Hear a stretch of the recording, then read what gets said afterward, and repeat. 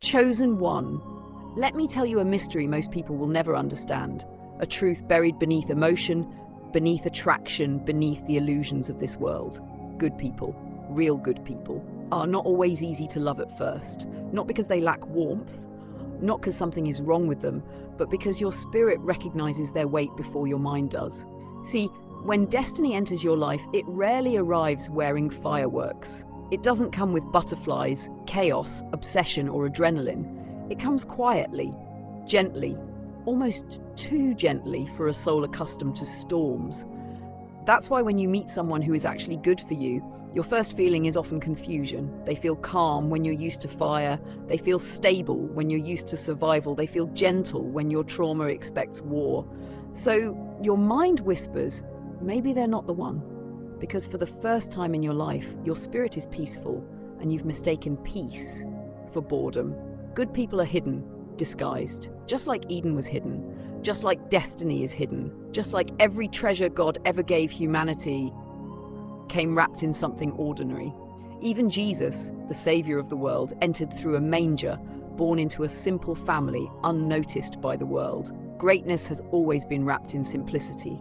Divinity has always been hidden in the unassuming. So don't be surprised when the person who is meant to transform your life doesn't look like it at first. Destiny is never loud at the beginning. Only destruction makes noise. That's why most people choose wrong. They chase sparks and abandon stability. They chase excitement and ignore alignment.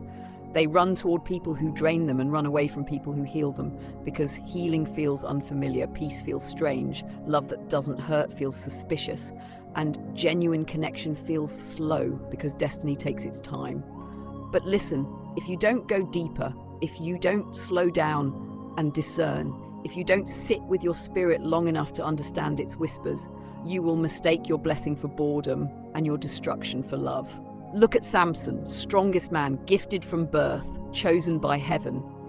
Yet he fell not because he lacked discernment, but because he allowed emotion to silence it. Delilah wasn't destiny, she was desire, and desire became the doorway to his downfall. Chosen one, you know things before they happen. God wired you with intuition, discernment, and spiritual sensitivity, but you must learn to use it. Because people will be drawn to you, especially the broken, the traumatized, the wounded, the heavy. You are a healer, a carrier of peace, an absorber of pain, a rest for weary souls. But hear me well, your assignment is to heal them, not to fall in love with them. Your purpose is to guide them, not to drown with them. Your calling is to help, not to be drained. That's why you must set boundaries. That's why you must isolate and recharge. Even Jesus, after healing, teaching, lifting, restoring, withdrew to the mountains, alone, in silence, to pour out everything he absorbed, to return what he carried back to the Father, because chosen ones carry what others cannot. You can walk into a room fully whole and leave carrying someone else's storm. You can smile in public while breaking in private because you have no human outlet for your pain.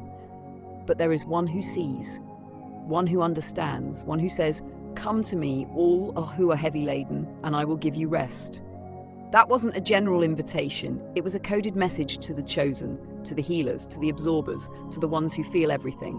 Every day, you write a report with your tears. You carry burdens no one sees. You absorb energies no one understands. And when the weight becomes too much, you retreat to your secret place and hand your report back to God. And when you do, peace returns, strength returns, clarity returns, your spirit resets. So lean into this truth. You are a divine being in a human world. Your connections are spiritual before they are emotional. Your purpose is sacred before it is romantic. And when the right person finally enters your life, they may not look like destiny at first, but your soul will know, your peace will rise, your spirit will settle, because real love doesn't shake you, it aligns you. Chosen one, move with wisdom, choose with discernment, protect your heart, guard your energy, and remember, the universe hides its treasures, God hides his blessings, destiny hides its chosen ones,